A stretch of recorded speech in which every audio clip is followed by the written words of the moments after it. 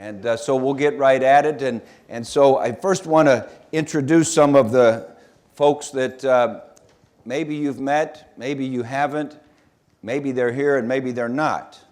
Okay? So Dr. Christine Blair, our new Dean of the College of Liberal Arts and Social Science. Chris, are you here anywhere? Okay, so you still haven't met Chris. Okay, good. Dr. Wim Steelant. Dr. Steelant is our new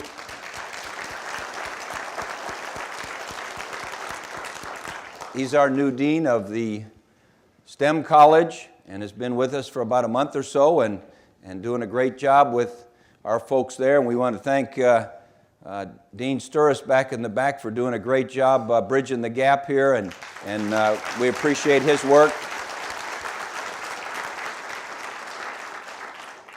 And also we have Dr. Nathan Myers here. Dr. Nathan, stand up there. He's our new Associate Provost for International and Global Initiatives. Is that close? Yep, that's it. Not bad. Okay. All right. And we want to thank Dr. Imler for kind of bridging the gap there, and a hand for holding that together. We have two of our board members, Carol Weimer, our chair, and Dr. John Jakubek. And because today's theme will be in large part about the collaboration and the help and all of the people coming together to try to make this valley even greater than it is and create the most extraordinary college university town we can. We have Chris is calling in. Okay, Chris, any comments? Okay, anyway, we are fortunate to have some of our local legislators here today who, believe me, put a lot of time and effort into a lot of initiatives, not just at the university, but for the entire valley, and welcomed us to trying to get in on the group that was trying to make sure that this region is well represented when it came to projects in the state and so forth. And so Joe Schiavone,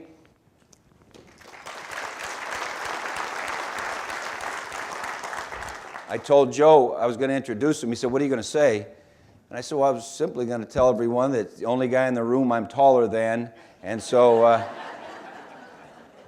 then he told me he had just played in a charity basketball game and is still sore. And John Bocheri,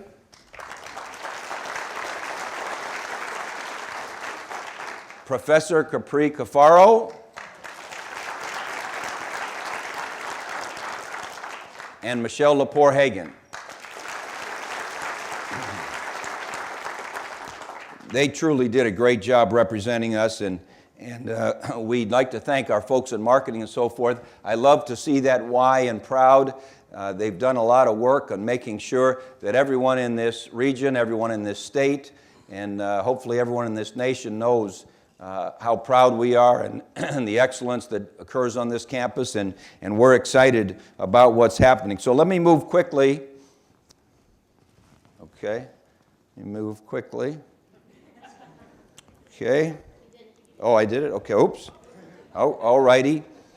This is just a quick photo collage, and we'll talk next fall sometime about the extraordinary academic year we had at the university. But you see that smiling face in the middle. We're so proud of Ashley Orr, and our first ever Rhodes Scholar, and all of the faculty and staff and the Honors College and everyone that worked together for Youngstown State University to become the fourth public university in the state of Ohio to ever have a Rhodes Scholar. And also we appreciate the faculty and everyone else that got involved and behind Jenna Wise and Andrew Morgan as they received Goldwater Scholars, which is extraordinary. And I've been out all over the place. I was in Toledo last night, Columbus, Cleveland, everywhere, telling people there are only 2 public universities in the state that can boast this year a Rhodes Scholar and 2 Goldwaters, and that's Youngstown State University and the Ohio State University. So we're awfully proud of what everyone has done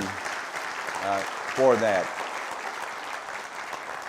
Obviously, we all bragged about the fact that our YSU Wind Ensemble performed at Carnegie Hall, and we did have our first enrollment increase from a semester to a semester, from spring of 15 to spring of 16. For the first time in 5 years did we have an enrollment increase. So we're excited about that. The incoming numbers look good. I think 2 years ago we had about 1,750 freshmen. This past year we had 2,068, and we'd like to think we're going to be in the neighborhood of 2,300 incoming freshmen. So a lot of work by a lot of people, and we appreciate that.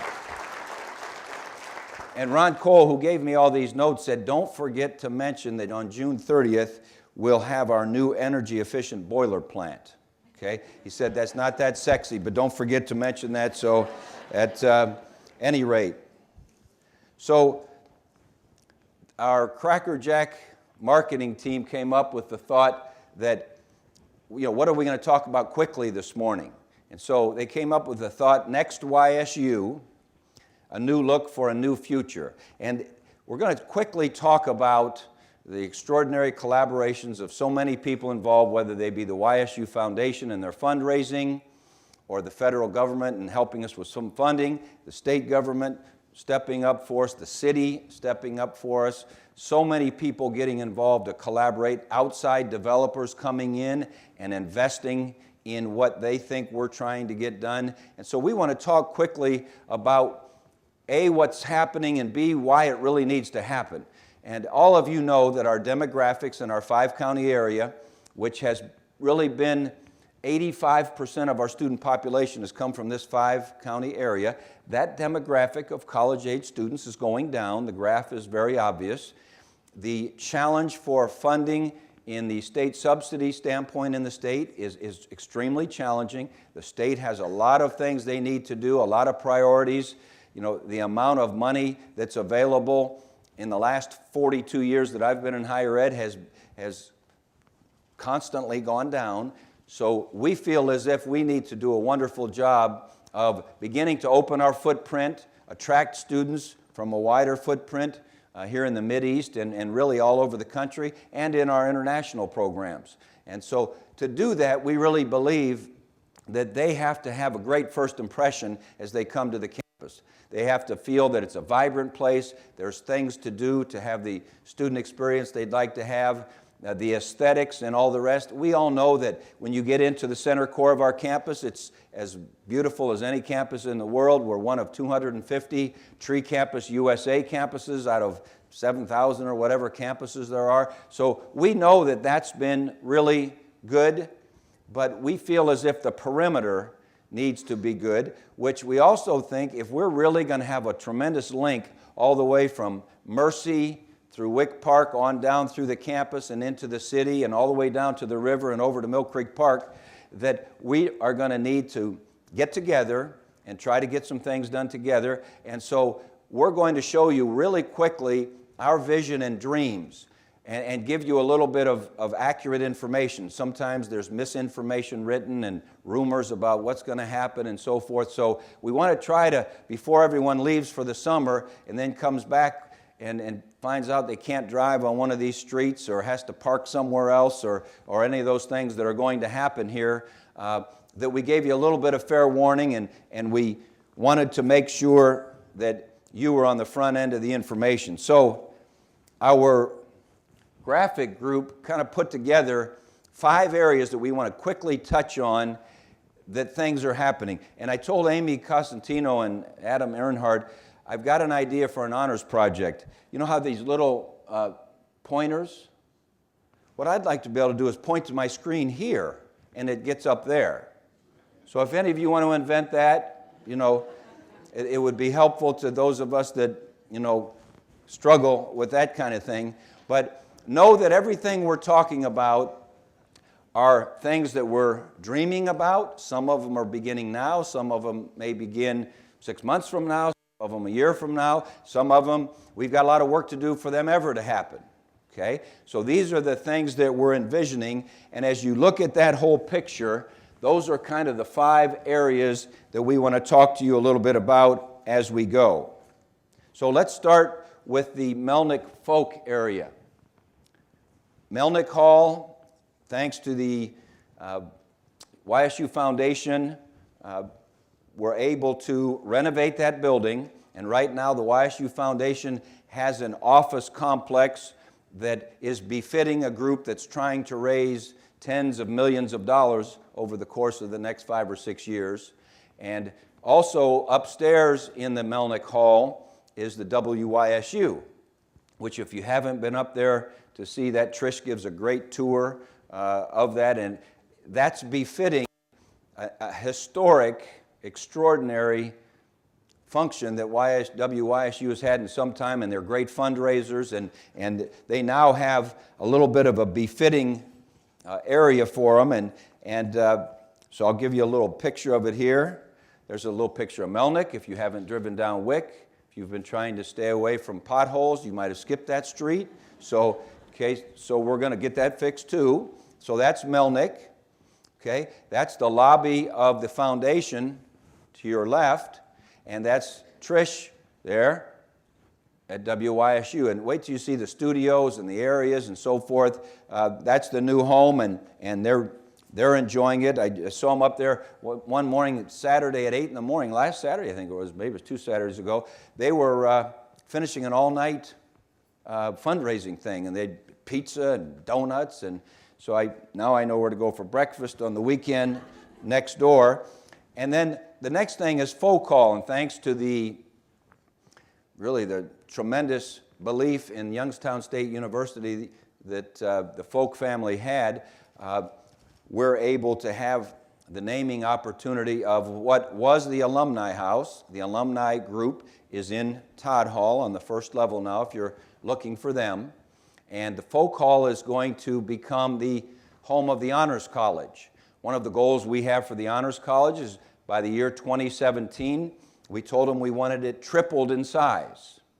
And right now I think we're at about 450, 500, and we expect to be over 600 next year. And so now not only Cafaro House is the home of the Honors College, but Folk Hall is the home of the Honors College, and also over at Courtyard, there'll be one of the buildings that, because we're growing, a good bit of one of the buildings at Courtyard will be there. And Amy's been over there with Murphy's Oil Soap and students and their stuff. She went out to somewhere, I don't know, the Goodwill or somewhere, and bought some furniture for the front porch. And I asked her this morning if the administrators were allowed to sit out there and smoke a cigar, and she said no, that was not allowable. But anyway, they're excited about, and on July 11th, we're having an honors reception, 9th, 10th, 9th.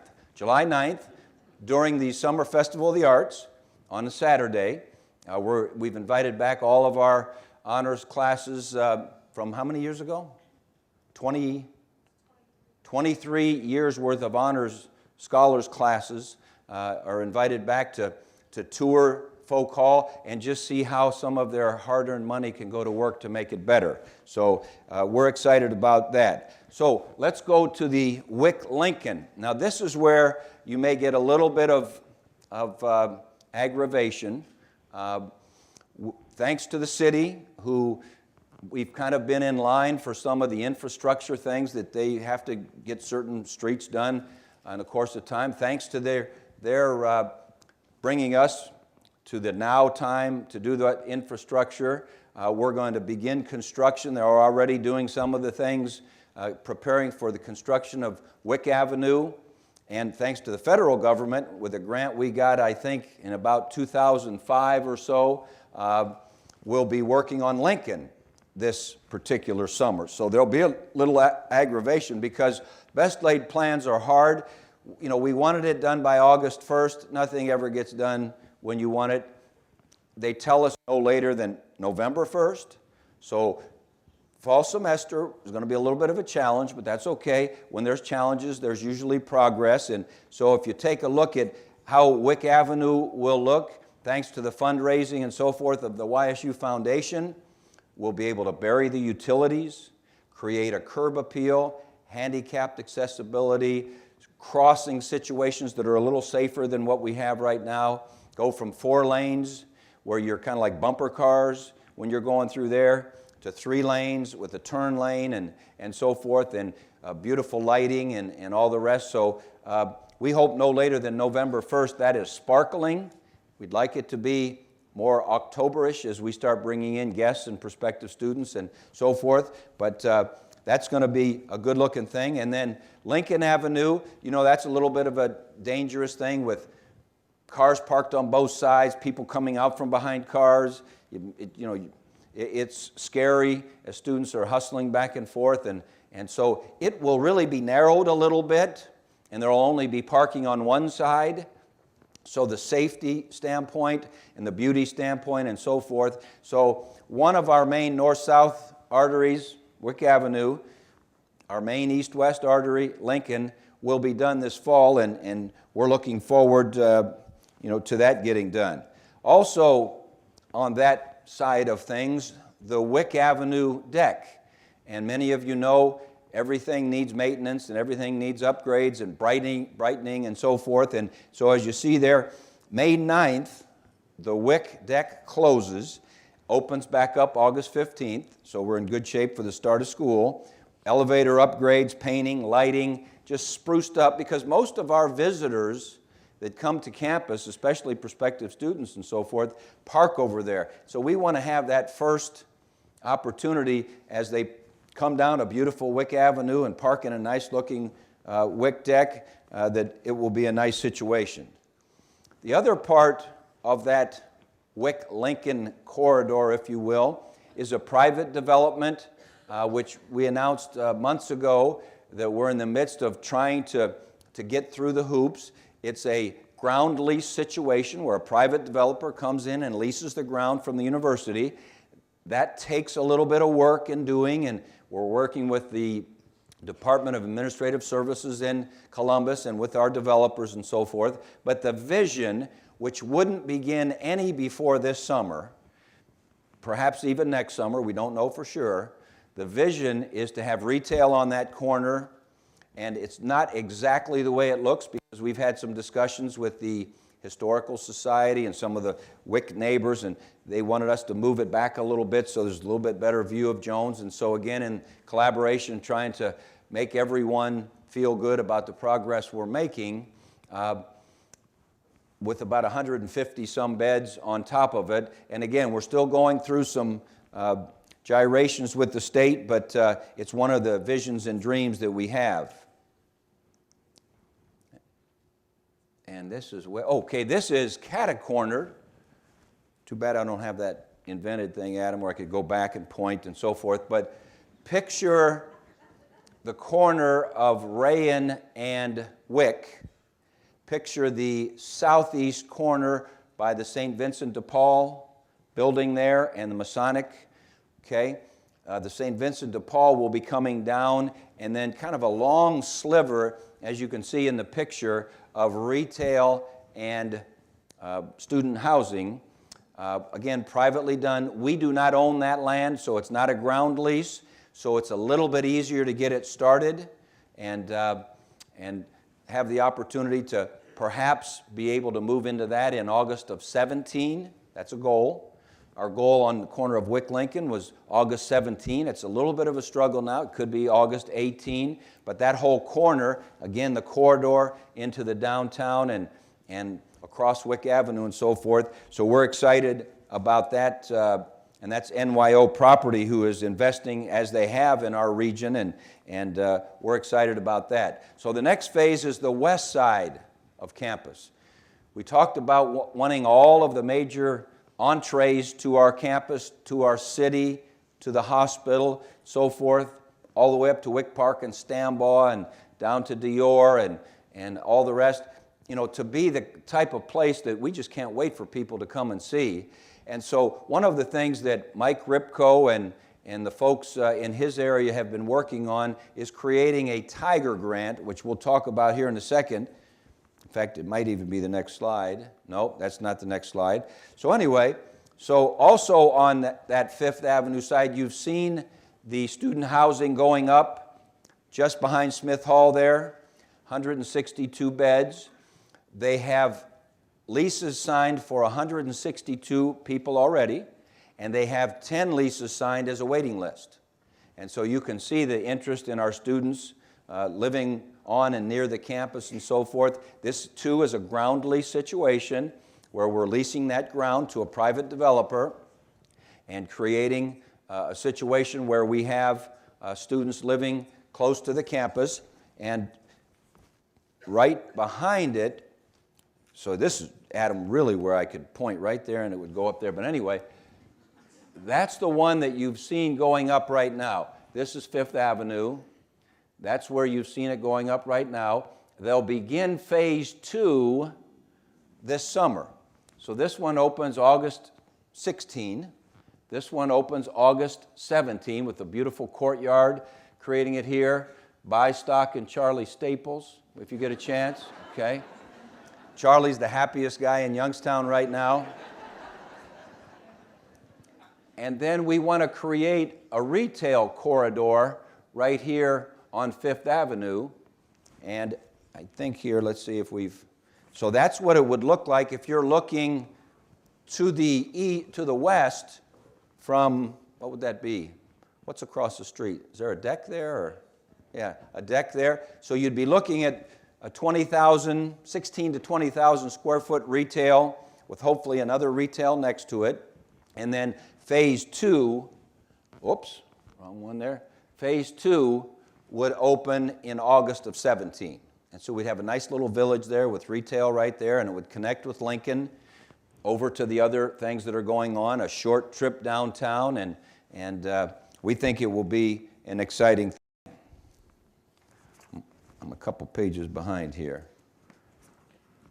Okay, so that's kind of the look at the courtyard area of the two facilities there on Fifth. So, Smith Hall, you can see there, demolition will occur in 2016, June, like a month from now. So, obviously, we've got some people moving a little bit, and parking services is moving to the new Smith Hall. One thing we don't want to lose is the legacy, and I think it's named after Mary B. Smith. Is that right? We don't want to lose the legacy of the Smith name. She was a long time, what was her position? She was here 100 years. Anyway, Mary B. ran the place, I'm told.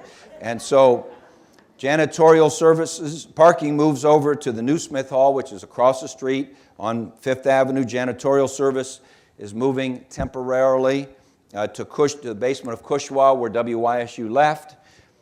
Disability Services is moving over to Wood Street, which I think they've been there before, and Youngstown Design Works is moving over to Phelps. So they're obviously moving pieces as progress occurs. So now let me get to the Tiger Grant part of it. Mike Ripko and his staff are putting in a bid on April 29th, I think is the date. And Tiger, as you can see here, Transportation Infrastructure Generating Economic Recovery. It's a federal program. And what we need to be able to do is show matching interest and money and so forth. And so we're partnering with Mercy, everyone along Fifth Avenue, all the way to Commerce, okay? And so creating what we hope one day is Fifth Avenue looking like a boulevard, with the kind of the median type thing, again slowing down the traffic, barreling down there, having the retail and housing and so forth, having transportation opportunities, shuttle services and so forth, all the way from the people in the hospital system able to use the retail along here all the way into the downtown, people downtown able to get to a doctor's appointment or whatever at Mercy, and everything in between. So they've got, it's a $20 million grant proposal. We're trying to show through our various partners that we're going to match in the neighborhood of $6 to $7 million is our goal, and I think you're already over $4 million. And so April 29th, so if anyone's got $1 million or $2 million laying around, help us. So by April 29th, we'll get to 6 or 7. But it's an exciting thing. And the other thing we've dreamed about too is that, you know, if some of you are from, I think, Martin, you're from Long Island, right? Okay. Just think if Long Island and the Bronx acted like Youngstown and Warren, like, you know, we're not in it together. Well, they created a transportation infrastructure between Long Island and the Queens and Brooklyn and Bronx and Manhattan and so forth, and now it's just common that, you know, you want to go to dinner over here, you want to go here, there's a show at Packard, there's a show at Dior, there's something at Stambaugh, you know, whatever. Creating a transportation thing down the road, I'll be long gone, but by the time that we've got to be thinking regionally and tying in things like both cities, the air base, all of the arts that we have. I'm disappointed some of you missed my Warren Philharmonic Orchestra presentation of Casey at the Bat Sunday. I don't see anyone that was there. Was anyone there? Okay, see, you missed a great arts thing. If we had a transportation infrastructure, you could have come up Sunday afternoon and seen a wonderful narration. Okay. So let's move into the center core campus a little bit.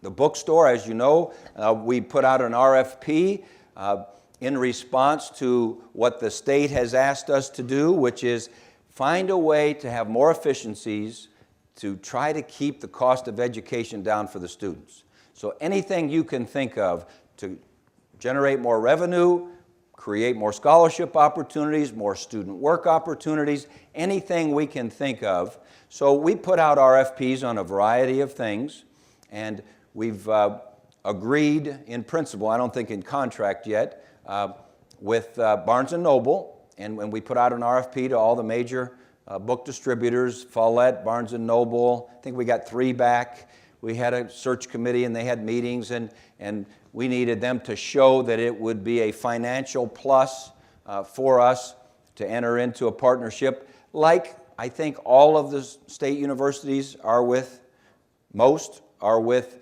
either Barnes & Noble, I think primarily, and one is with Follett. One of the regional branches of Ohio State, I think, has Follett. But at any rate, so we will be having a new look in the bookstore. There's an opportunity that is in discussion of Barnes & Noble even considering a 16 to 20,000 square foot standalone building on the perimeter of campus, which would, when you tell one of your friends, hey, stop down and buy a YSU t-shirt, well, it's hard to find a place to park if you're not from here. It's not the best foot traffic from people if we have the transportation infrastructure going on from the hospital to the downtown and so forth.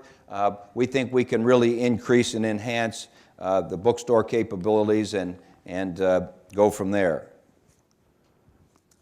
So now picture Jones Hall. One thing is Paul McFadden and Heather Chun and Brian Wolf, Brian Nord, David Morgan, all those people in the foundation, Danny Cobb, go out, Cheney, Nesbitt, they're out talking to potential donors all the time. And one of the things that really resonates with our alums is the fact that it was probably a faculty member somewhere that convinced them they could, that they could become something special. So we've got alums thinking about professorships and endowed chairs and that type of thing. They all talk about the fact that if it weren't for some of the scholarships that they got, they probably couldn't have gone to college, so they're considering endowing scholarships. They're thinking about the student experiences they had, whether it was their fraternity or sorority or their equestrian club or their athletic team or marching band or whomever. So they're helpful in those areas. But one of the things that keeps coming up is that Jones Hall to them was the flagship, and that it was the place, and they can always talk about what floor they were on when they studied for this test and when they met their girlfriend or when they, whatever. And so as we've talked to them, there is a lot of interest in making sure that Jones Hall remains the beautiful place that it was constructed.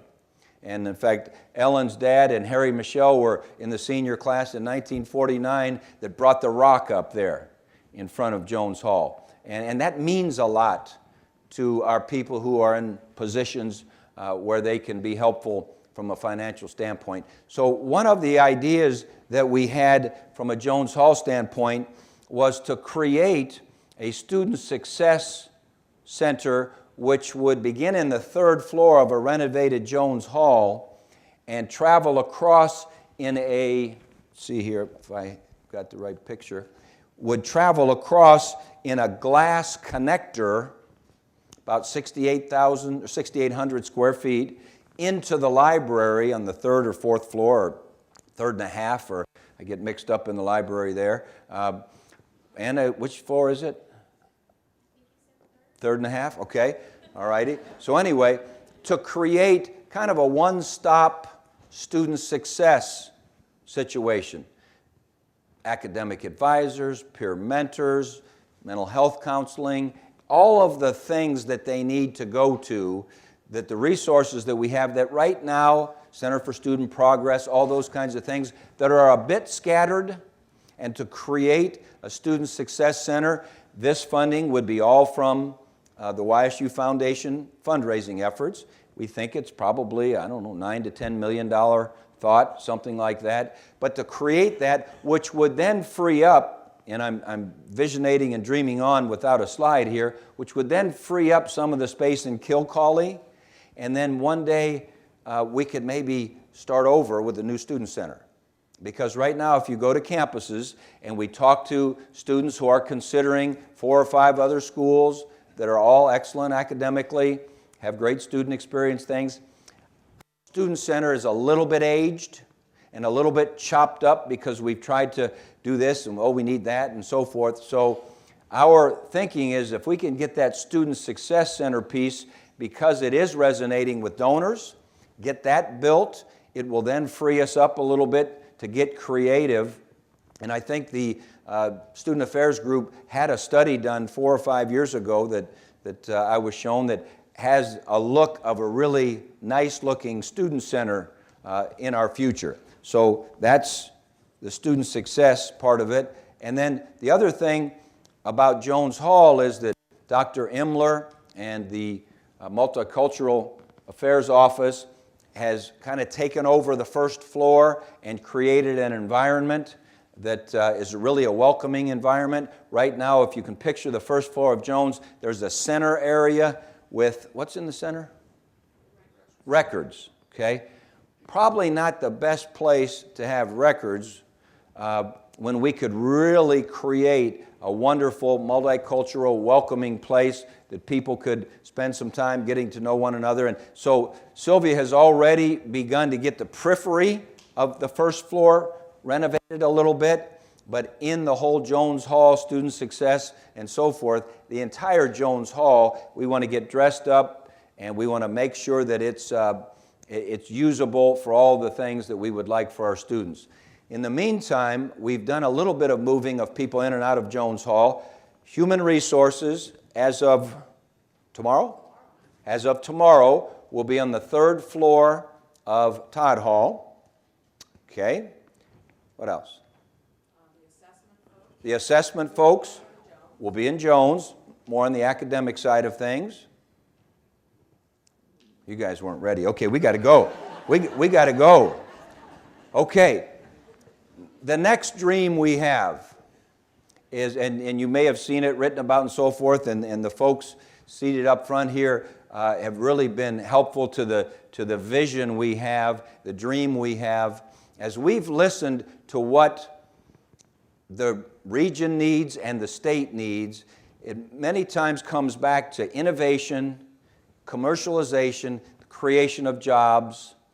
One of the things that we were fortunate to have, I think 22 of the legislators were here this fall, and we had a chance to show them the Youngstown Business Incubator, America Makes, the companies that stayed downtown, T-Bike in Warren, took them to the air base, talked about the interaction we have with our folks in engineering, with the folks at the air base and the additive manufacturing space, and all of those types of things. But what we really felt was that we need in this region a collaborative, innovation, commercialization space. And so we got an ecosystem put together of Youngstown State University, Eastern Gateway, K through 12 STEM academies, Oh Wow, YBI, America Makes, T-Bike, Port Authority, on and on and on, our local legislators, and said, we've got this dream, we've got this idea. We think it will be, and let me make sure you get the numbers right because I've been reading inaccurate numbers. It was a $30 million dream.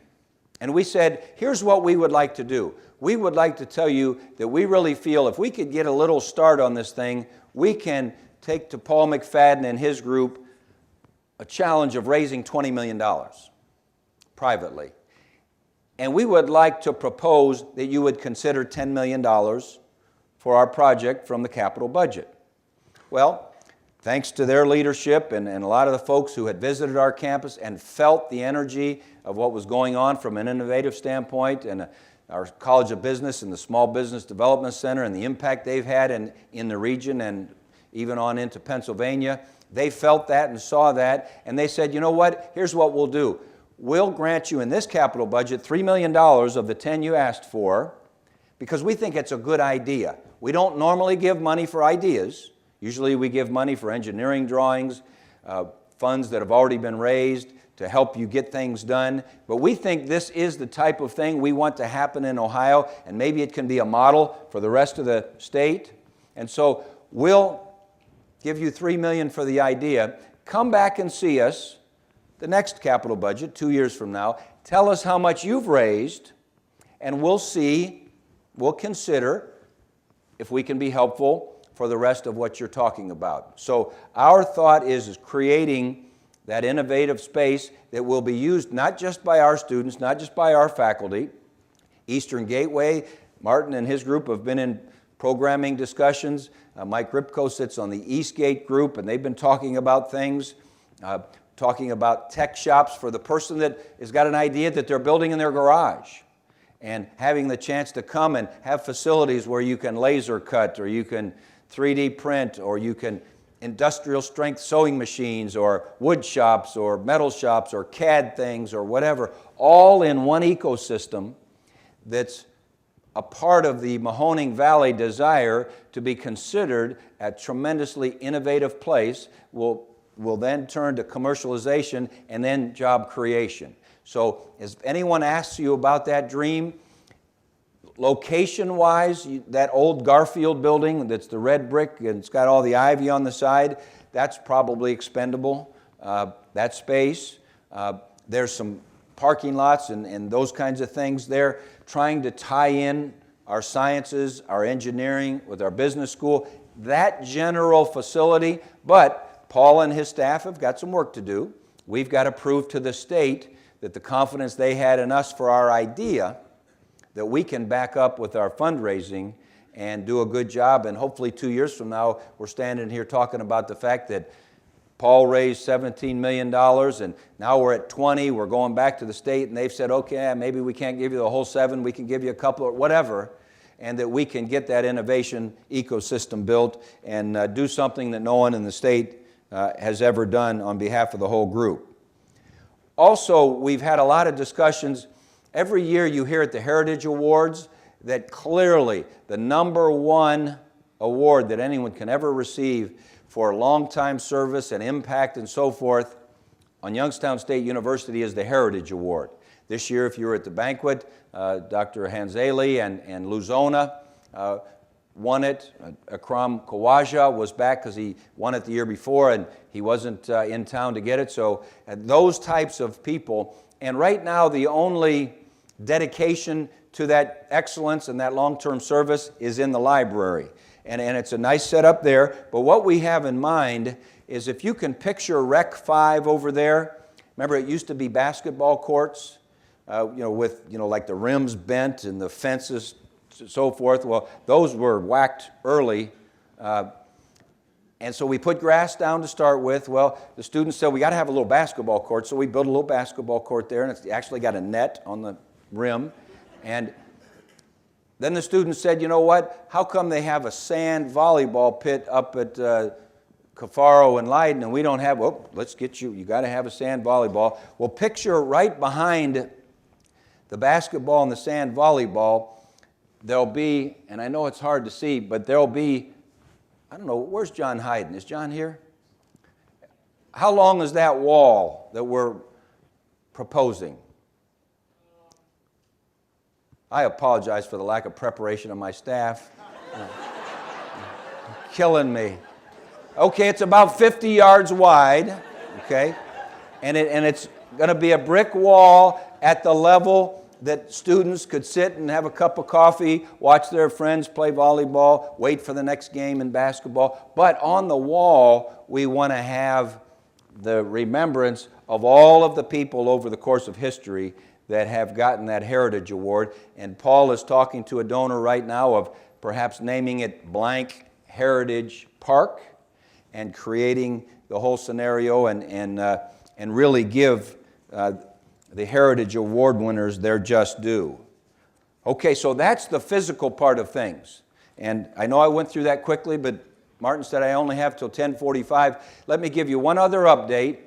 We talked a little bit last fall about our ability to totally reach our potential and make the impact on the region and on our students, and have the ability to have that feeling for a student and their family who are looking at us, is that we really have to have that culture on our campus of community. That culture that everyone is welcome here, that it doesn't matter what you look like or what you think or what you're studying or what interests you or whatever, is that everyone's welcome. Everyone is a part of our community. Everyone is in this together. So we created a culture of community council to begin thinking about what are the ways that we could intentionally work extremely hard in all of our jobs, whether I'm a professor in the front of my class, weaving into a discussion that concept, or I'm in a meeting, or I'm a recruiter talking to a family, or whatever it is. How can we make sure that we're all talking about the fact that every single person in this community is valued, respected, and I want to learn more about them, and they want to learn more about me, and it's a welcoming community. So the council then created a collaborative, a culture of community collaborative, which we went through student groups and various faculty and staff groups and talked about, well, what types of groups do we need to have some messaging go to so that we can create a culture of community collaborative, which will be the vision carriers to the rest of the campus community to make sure that it's being discussed, the things that we should be reminding ourselves of, the value of one another, the appreciation for one another, the wanting to learn more about one another. And so they created what they called bubbles, and those are bubbles up there. And they created delegates within their bubbles who have the task of carrying that vision back to the people they work with, the people they represent, and so forth, and making sure that we have an ongoing dialogue that if we're really going to become all we're capable of becoming, it has to begin with having that culture on our campus. So we had our first culture of community collaborative meeting. Now, trying to get 72 people together is tough duty.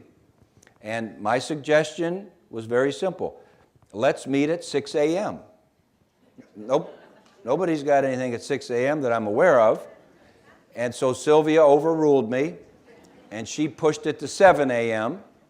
And so we had our first meeting this past Thursday, 7 a.m., of our culture of community collaborative. So you will be hearing, you will be getting some messaging, you'll be getting some reminders of wonderful lectures and activities and things that promote getting to know one another, getting to appreciate one another, being with one another. And so it's a communication group, it's a messaging group, it's a vision carrying group that we want that vision that we need to be in this all together. So if any of the culture of community collaborative or council members are here, I'd like you to stand, please, so you can, I was going to say if I'm 0 for 72, I'd be really, okay? Here's some group, and thank you for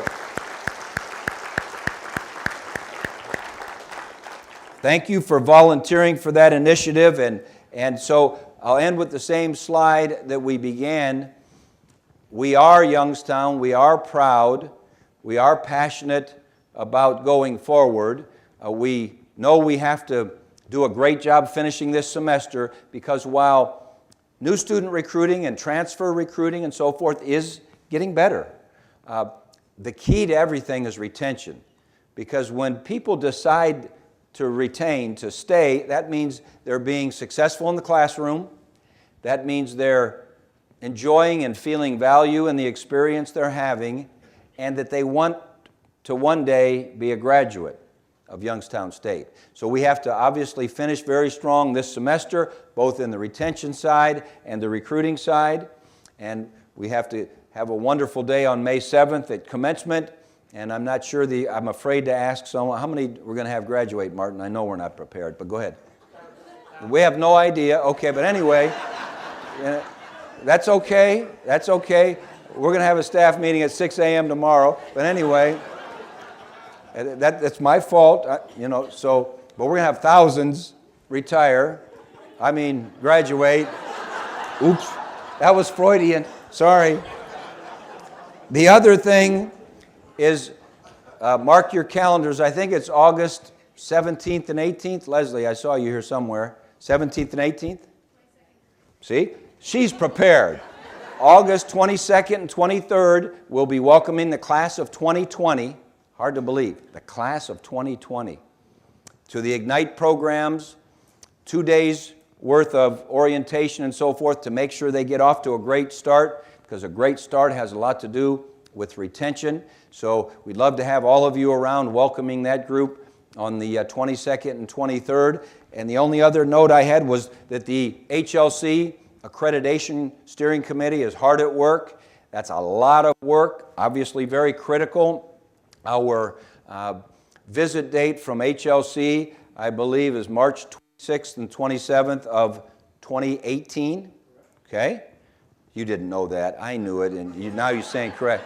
He acted prepared. But anyway, so they're working hard. They're going to be calling on a lot of us to have input as to, you know, the things that we're trying to do to make sure we're providing the value and the service and creating the research and all the things that a university needs to do. So you'll be called upon to help us get prepared with that. And outside of that, the only thing that Ron told me to go, and it's now 9:46. I apologize. If my people were more prepared, I'd be done. But anyway, thank you for all you do. Enjoy the great weather. Enjoy the spring semester and all the great things that our faculty and students are doing. Thanks so much.